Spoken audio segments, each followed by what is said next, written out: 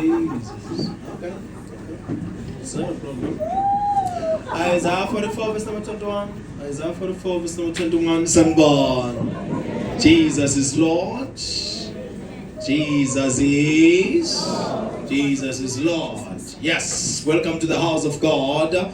Welcome to the sphere of Yeshua. Hallelujah. Amen. Yes. Isaiah 41 verse number 21 to 23. Somebody read for us, please. Isaiah 41 verse 21.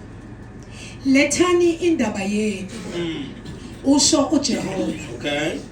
Nisondeze izizathu zenu. Isho inkosi kaJakobe. Mabazisondeze. Basitshele okuya kwenzeka. Izinto zaqala ziyini na? Mabasitshele zona. Ukuba sizibeke ezinhliziyweni zethu. Is it verse number 21 to 23? Yes. Okay. Sazi ukuphela kwazo noma sizwise okuzayo. 44 Isaiah.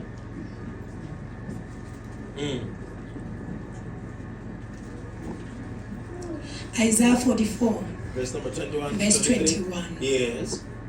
Khumbula lezi zinto That's all. Jakobe. Yebo. Wena Israel. Yes. Ngokuba uyinceku yami. Ngikukhumbulile. Uyinceku yami. Israel. Angiyikukhohlwa. Okay. Ngesulile iziphambeko zakho njengefu. Nezono zakho njengemilaza. Uyela kimi ngokuba ngikuhlengile. Thokozani mazulu ngokuba uJehova ukwenzile. Nijabule nina zindawo eziphansi zomhlaba. Niqhume ngokuhlabelela nina zintaba. Nawe hlathi nayo yonke imithi ekuwe. Ngokuba uJehova umhlengile uJakobe. Hallelujah. Ngokuba ngokuhlabelela wazidumisa ngoIsrael. Hallelujah. Let me read it in English. Remember these things, O Jacob, but take it seriously, Israel, that you are my servant. I made you, I shaped you, you are my servant. O Israel, I will never forget you. I will never forget. I will never forget. I will never forget. It's a temple, so let's smoke Jehovah. It's a promise from your father. It says, remember these things, I will never forget you. The reason kunzima ukuthi ukukhulume manje ukuthi vele so vele udecide engqondweni nasenhlizweni yakho ukuthi ukhohle uJehova. Remember these things, O Israel. First one is, I will never forget you. He said, you are my servant. You must remember these things. You are my servant. You are my servant. And he goes on to say, I will never forget you.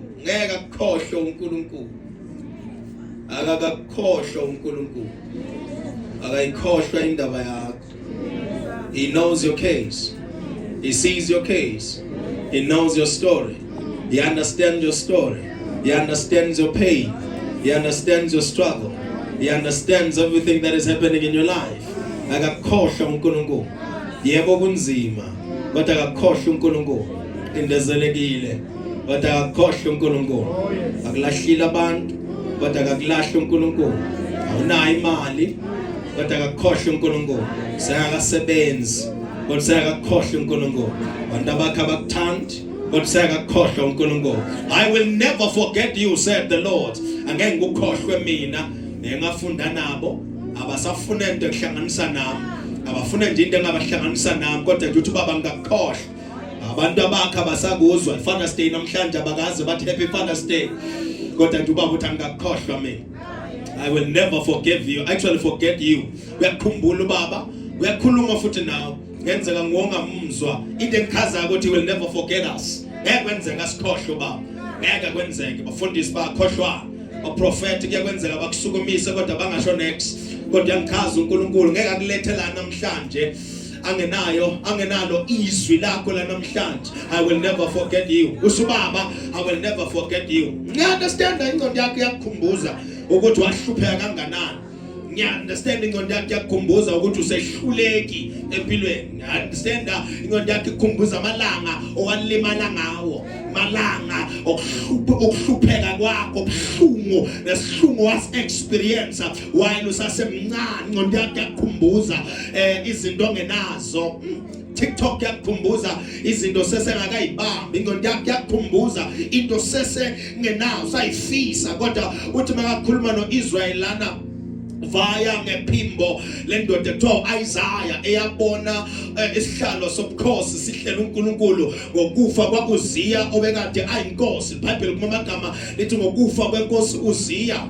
Isaiah chapter number 6, ngambona uNkulunkulu, lithi ngambona nje wayengaphithizeli, ngambona kodwa ahlele esihlalweni sobukhosi, msila wengubo yakhe lithi wawugcwele inkazimulo. Nawo ke lo Nkulunkulu esimaze lo khuluma lawo Isaiah, ethi iBhayibheli wathintwa ulimi lakhe, wathintwa ngelahle elalivela from the altar of God. Indoda lena emaziyo uJehova, indoda engiyakhuluma kuIsaiah chapter number 1 down by the verse yathi wozani kuJehova noma ngabe izono zenu zibovu. Sanibona kanza kwethu ngeFather's Day lithi yena uyakwazi ukuzigeza ubaba sibe mhlophe njengethwa. uIsaiah lokhuluma lana okwakhuluma before akhuluma ngokwehluleka nokuhlupheka kukabani kukaIsrael, kodwa manje uJehova uphinde Charles uyamthumela uthi uJehova hamba ukhulume nabo.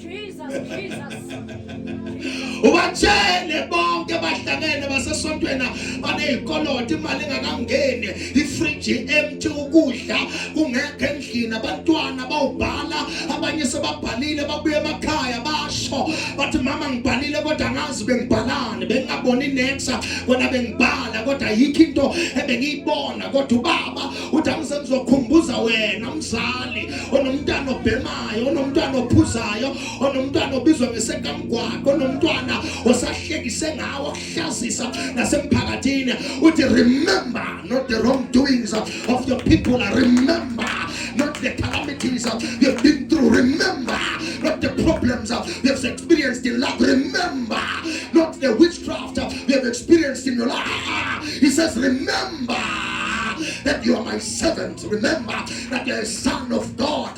You are here on a mission. You are here guided, governed by God, raised by God. You are here anointed and ordained by God. You are here as a wave of fire, as a vessel, as a voice with vitality. You are here as a wave of God. Remember, you are my servant. You can be sabotaged, but you will succeed. You can be attacked, but you will succeed. You can be blocked, but you will be blessed along the way. You might be frustrated, but you still have the fire. You still have the faith. You might not have the fame, but you have the favor of the Almighty God. What is what told about? Remember, you are my servant. Remember, you're my servant. Usubaba kukunincha sasiyakhumbula okwenzekile sakhula kodwa ubaba uthi la sesikhona manje ngeFather's Day let us remember whose we are. Sing about Jehovah, whose we are. See, we belong to God. I'm a servant of the living God. I'm a son of the living God. I'm led by the Spirit of God. I'm a servant of the living God.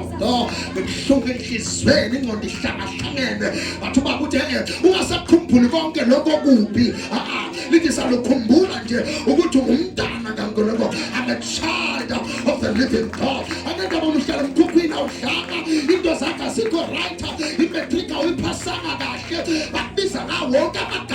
But it says when you use your mind and you think about things, think of things. I am a servant of God. I am a servant of God. Above it all, I'm not a servant of the devil. I'm not the agent of the devil.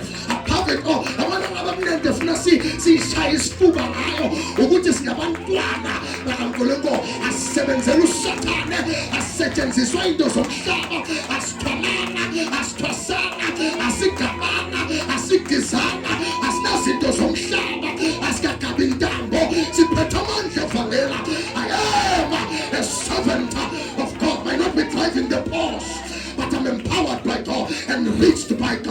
I am equipped by God. I have the full armor of the Almighty God.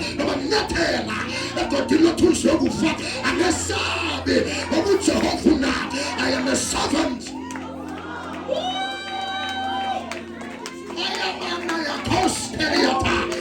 No wonder it's because I'm a son of the living God.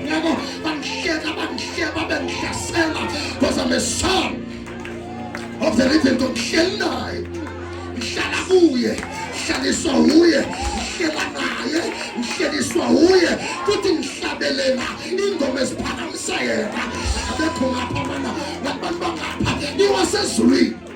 I may walk with you on this earth, but I belong in heaven. I'm a kingdom child and a kingdom covenant. I feel what I feel, but I also remember I'm a son of the living God. I'm a son of the living God. I don't care what is terrible, but I want to Baba Kumbul.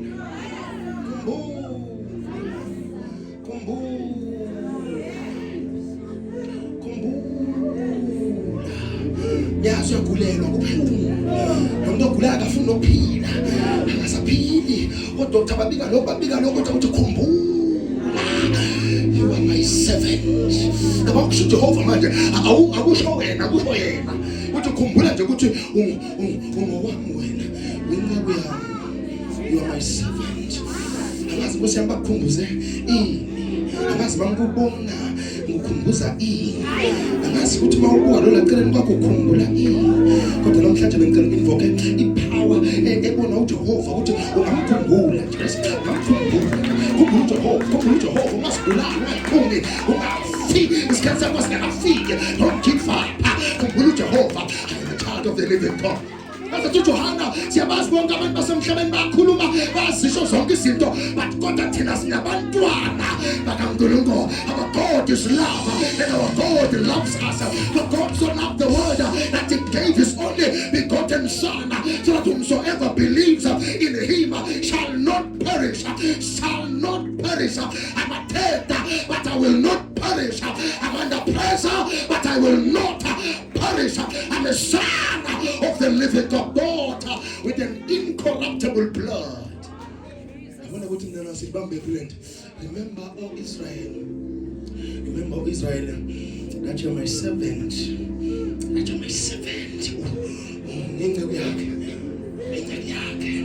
I may not dress like it, but I may not walk like it, but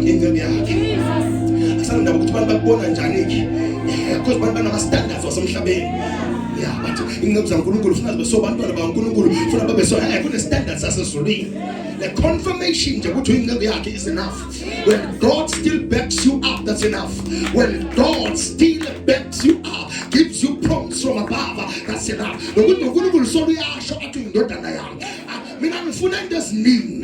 As long as I took Baba, go up me low. Now, Bessie Babylon, never best react for my Unya, long best reaction. If I belong to Jesus, you see the greatest testimony of we and Zamamtiana, I belong to Jesus. I belong to Jesus. I belong to Jesus.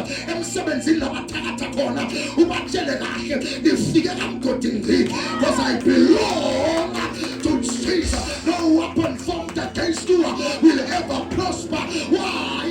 Somebody said, I belong to Jesus. I belong to Jesus. I belong to Jesus. I belong to Jesus. Ubakhonje khanga ukuthi uyiveza ndlebe awusuka la khanga ukuthi umntana ejazweni bakhombe kanjalo ekhakini baze basho bathi nina nifuneki la ngoba nisiba la ya basho bathi awunayo insobi yala khaya wena awunayo insotha yala khaya awunayo insobi yala khaya wakuphi wena baze bakhombane ngawo abantu bakhathazeki. As long as you belong to Jesus, umndeni yahlamka bakhathazeki kodwa ukhona umndeni wakho wasekhaya, as long as Jehovah angakulahli. Unamahlomba akathwala wonke umuntu.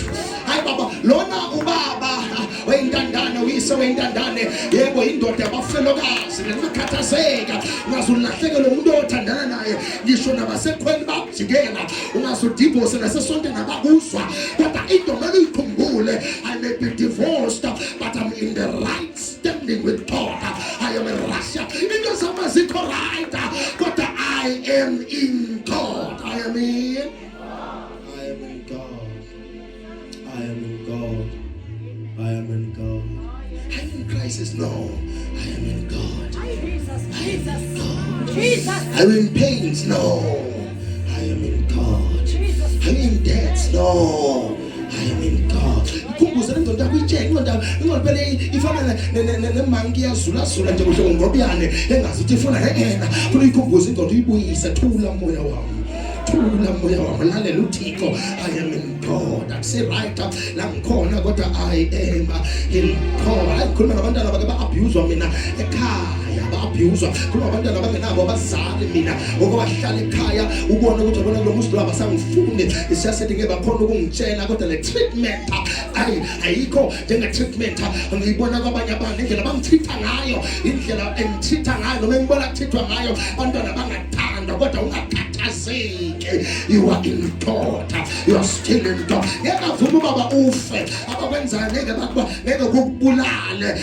are in.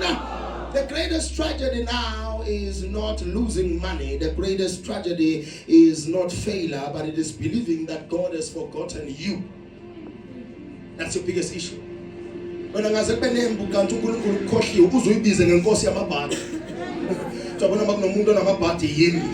abona nje umuntu nje wamabhadi ngamza kwethu azasho njalo umuntu ayithatha ititle kuneyona yakhe athi mina ngiwumuntu wani wamabhadi ambatshela abantu ukuthi vele mina nginesinyama vele mina nginemfelwa ungaze kube nami entweni into ziyafa. Don't ever take that position.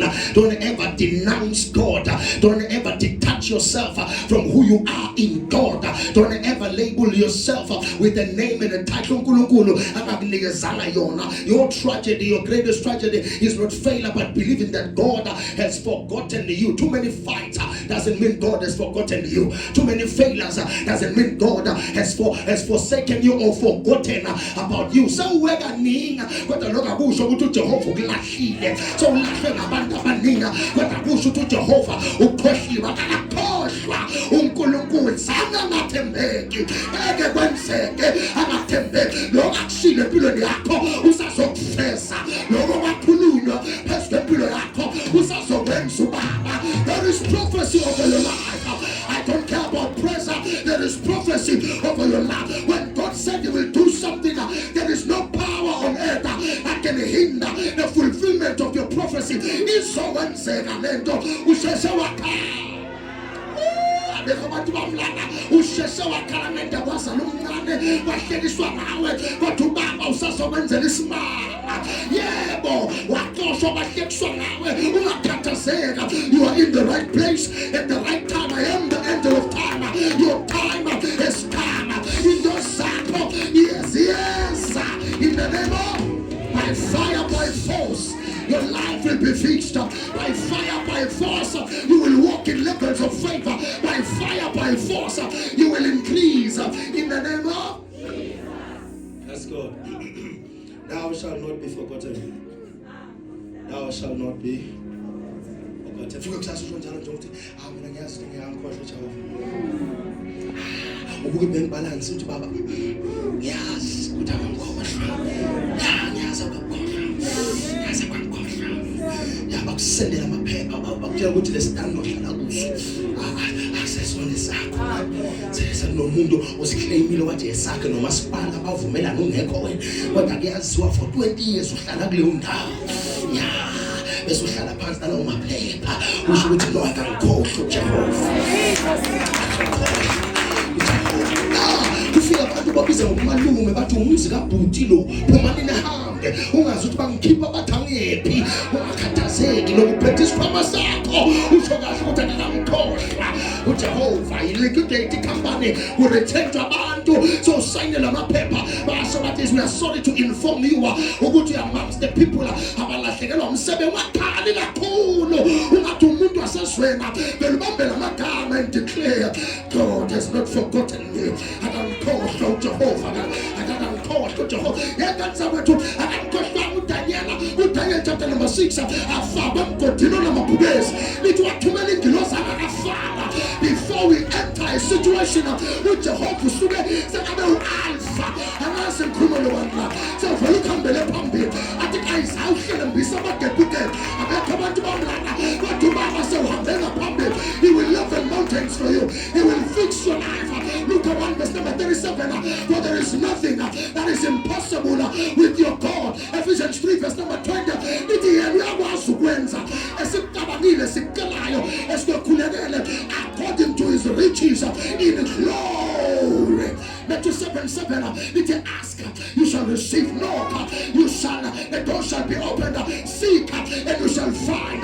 John 14:14, ithi nokukela gamela mina njengo Jehova iyonenzela. John 14 verse number 1, ithi inhliziyo zenu masingakhathazeka kholwani ngima bese ngikholwa ubaba. John chapter number 15, ithi lonke igatsha elihlangene nomvilo wona will bear fruit every day. Psalms 1 verse number 3, and yokuthinta ngezandla zenu ithi kuyobusiseka. Kodwa ngikhuluma naye la akakhohlwa uJehova, akakhohlwa uyayiphendula imithandazo, uyabuzwa ukukhala kwakho. Exodus chapter number 3, lithi sengizwile ukukhala kwabantu abayo wasewuthi selehlile. He will come down for you. He will fix your case. Yazi kune-court case ayifuna ukuphela wakhathazela. He will fix your case in the name of Jesus. Ungayi nomakhelwane akabhekana naye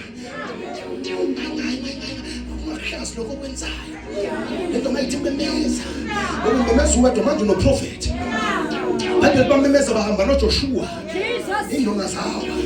Ngithanda kimi wena lokumemeza ugathi yadlala ya lokumemeza kwakho kusukuma kwakho ushawuthe kanti siyadlala manje awusahamba wedwa ayabekho labantu ithomemeza uJoshua wathi shawutha lithi bantu mabamemeza kwawindonga ngasekhulumo lobamba sodilike zakhe indonga yokhekela amadwala yovuleka amathuna yodabuka lokho abakufose ngabo yakhala phasha. In the name of Jesus will be crushed, will be crushed in the name of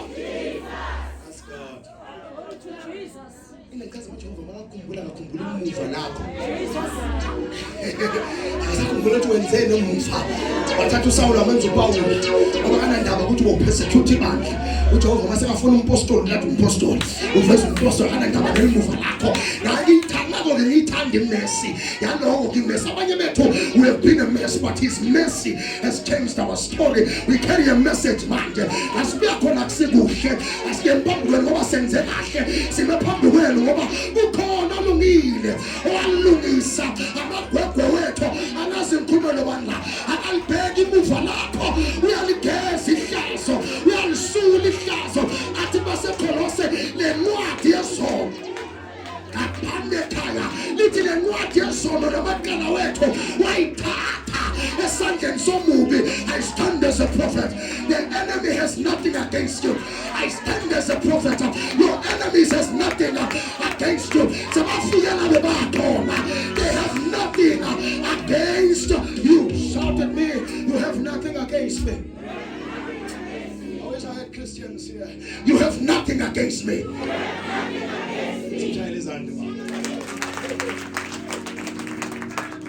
In the case of a court, I would advise people to go there sometimes. Just to go look at when a court man have evidence. We've led to a case dismissed.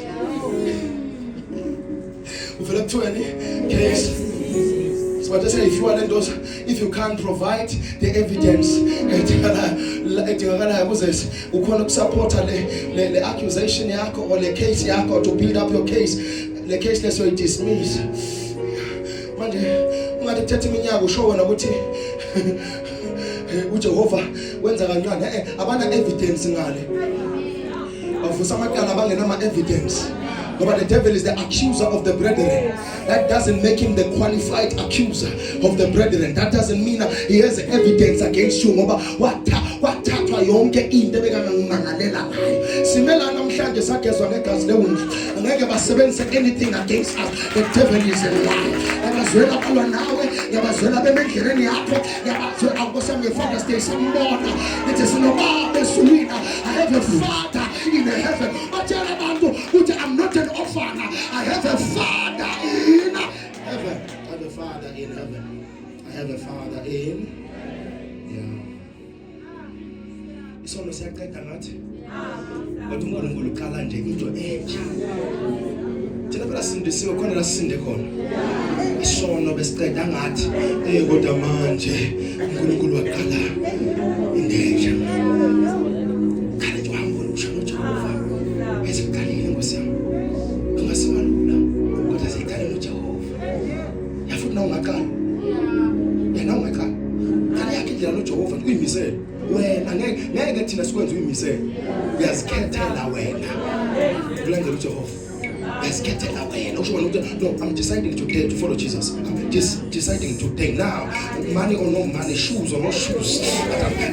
I'm deciding to follow Jesus. Support or no support, but I'm deciding to follow Jesus. Baba ngicela ungifundise ukukhonza ngoqiniso. Fundisa ukuhambisa kwakho. Fundise indlela yakho. Fundise uba yabona sinobaba ezulwini. Akabali futhi ukuthi suka abakanendaba lokho esikwenze i-decision isiyenza namhlanje selelesi sasesiphambanweni. Wathi uJesu ngiyoba nawe namhlanje paradise. Ukuthi yonke into icontrola imessage eyodwa ongakuvula umlomo uyikhuluma. Ngakuthi mina a closed mouth is a closed destiny. Ungakhulumi namhlanje ukhuluma nini. Ungavuma amademoni abomantindane babo bakuthulisha ngizosesondweni. Nakuba ukuthi memeza ngoba kwavulwa wavuleka umlomo uvuleka into zakho. Somebody said I will speak. Shout, I will speak in the name of Jesus. That's God. Isaiah 49 verses number 15. Angifuna ukukhuluma kakhulu ngalokho khona into engiyifunayo namhlanje. Verse number 15, please read for me. Fund. Nakho bathe Salemanta. Owesifazane angakhohlwa umntwana wakhe oncelayo ukuba angabi namusa kuyo indodana yesizalo sakhe na? Yeso umbuzo lo. Yebo, bona bangakhohlwa. Yeah. Kodwa mina anginakukukhohlwa wena. Ngeke akhohlwe. Umntana omfazi nawo phezulu kwalo umntana kaJehova. Ngeke akhohlwe. Yabona thina abanye bethu uya philanthropist, uya givers. Kenzeka unikele kuze be empty. Ngisho na account yakho lendlela onikele ngayo. Bese kuyashuka emva kwalokho. Bese uphinde ukaba ukuyisola because you were giving, but bese uyakhumbula ukuthi bekangekavuma ngikhipha ngekafaki.